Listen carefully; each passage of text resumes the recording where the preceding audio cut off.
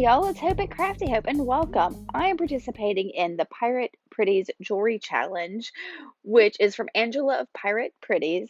She's got a Facebook page, a YouTube, all of that. But basically, this is a birthstone challenge that for February has a color of amethyst. For a metal, it's silver or rose gold. The project type is a bracelet, and the fun element, which is optional, is feathers or birds. Now, I learned to crochet this month, and so I happen to have some amethyst colored yarn. So crocheted this little cuff bracelet and added a silver button on it for a closure down in where I had done some double crochet. So I had to share this because I was just tickled about it, having just learned to crochet.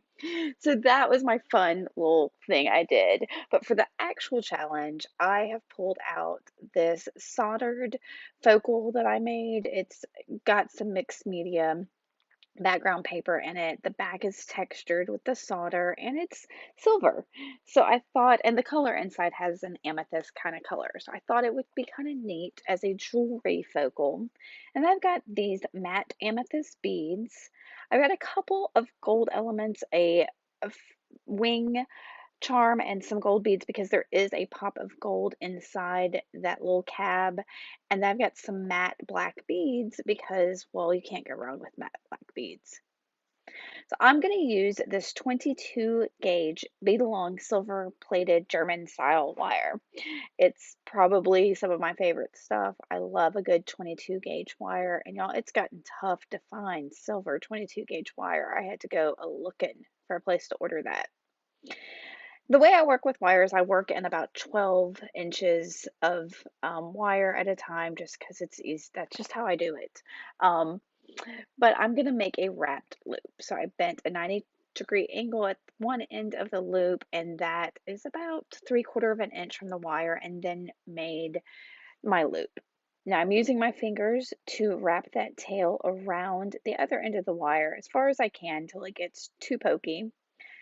And then I'm going to use my chain nose pliers to finish this wrap.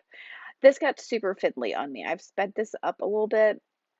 Usually, y'all, I work in my lap, and in this case, I was having to work over the table, and it just everything about it felt wrong. And the second bead I put on is going to go beautifully, but I had to fiddle with this for a while to get that down exactly how I wanted, so there wasn't anything poking up. So once I got that finally down, I'm going to kind of look at my amethyst beads and decide which one's going to be my first one. And then I'm going to string it straight onto that wire. And then I'm going to start another loop. So I'm taking my round nose pliers again, and I'm going to bend it at a 90-degree angle. I'm giving y'all a chance to see. So I'm going to bend it at a 90-degree angle and then turn my pliers and make my loop, just like this. Now, before closing that loop, I'm going to go ahead and slip this bit of wire in the loop onto one end of that focal piece. So that's how I'm going to attach it. I'm not going to use a jumper or anything like that. I find that this, for me, feels so secure. Like this is not going to fall apart. It has got that wrap loop, and unless this is cut, it's not coming apart. This is my favorite way to make a chain, y'all. This is what I do almost all the time, is make these wrap loops. So once that's on there, I make sure my loop is closed, and then I take that end of that wire and I wrap about 3 times, and then I'm going to trim it with my flush cutters. And I'm going to grab these tweezer nose pliers. Oh, I love these. I just got them a couple months ago, and I don't know how I lived without them before. In fact, my husband had me order him some too because he thought they were so great. So I'm going to do this one more time. I'm going to use one of those matte glass beads, and I'm going to, like I said, about 3/4 of an inch from the top of that wire, bend it at a 90-degree angle, go around my round nose pliers, make my loop, then I'm going to wrap my loop. So I'm using my fingers for the first part of the wrap and then grabbing my chain nose pliers to finish it. And I just try to put the wire and the pliers in what position feels comfortable to me to get this done. And y'all, look at that, just like that, I have that on there. So I'm going to slide that black bead on there, grab the round nose pliers again, bend the wire at a 90-degree angle, and make another loop. And before I close that loop, I'm going to slip it onto the loop that is exposed there on that amethyst bead. And then I will close this loop. So I'm going to pinch that with my flat nose pliers or my chain nose pliers, and then make my wrap, trim, and tuck the wire. So, and I'm going to do that for the amount of beads that I need to make this. Now, I'm going to do the same pattern on both sides of this bracelet to finish it out. You'll see that in just a minute. Now, if you want to learn more about this challenge, I'm going to have a link below to Angela's Pirates Pretty YouTube page, and you'll see the full, if you'll watch the original video, I have that. She has a full list on there, which I just copied from the video, but you can also email her to get the full list if you want to participate in this challenge. And if you don't have a YouTube channel, you can join the Facebook page and add your contributions there. So, anyway, you see here is how I'm laying out my pattern. Like I said, I'm adding the gold beads in there because there's a single gold dot in that cab. So I wanted it to kind of carry that through.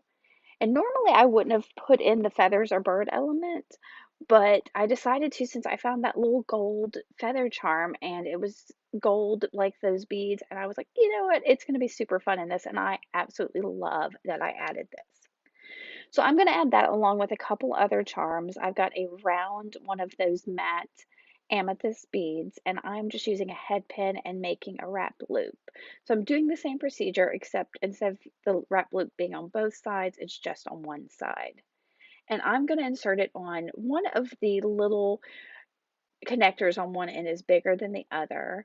And so I'm using that side to add my charms. And that's just how I made that because I thought it was going to be a necklace pendant, and it's going to be a bracelet one. So I'm doing the same thing. I'm going to skip showing you how I add the black bead that I've got, just a little black glass pearl.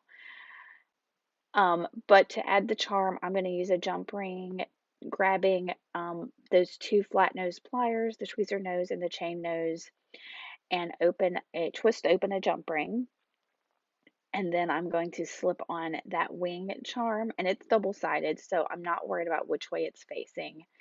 And then I'm going to slip it on between the two beads that I added as charms on that one side of that pendant, or focal, however you want to consider it. And then from there, I just need to add a clasp. So I'm going to grab a couple of small jump rings, and I've got a lobster claw clasp. And again, I'm just going to open those jump rings, putting a pair of pliers on each side of the split of the jump ring, twisting it open and slipping on each side of this clasp. Now, what I like about using a lobster claw clasp with something that's got all of these links in it is it becomes adjustable. You can use that lobster claw to grip onto any of those loops that you've created. So I love, love using a lobster claw clasp on a bracelet and making it adjustable. And I'll show that here in the end of this video. But that's pretty much it for this bracelet, y'all. If you want to participate or see what everybody else made, click that hashtag. Make sure you go check out Angela's video. And thank you so much for coming by. Hit that like button and make sure to subscribe. All right, y'all. I'll see y'all later. Bye.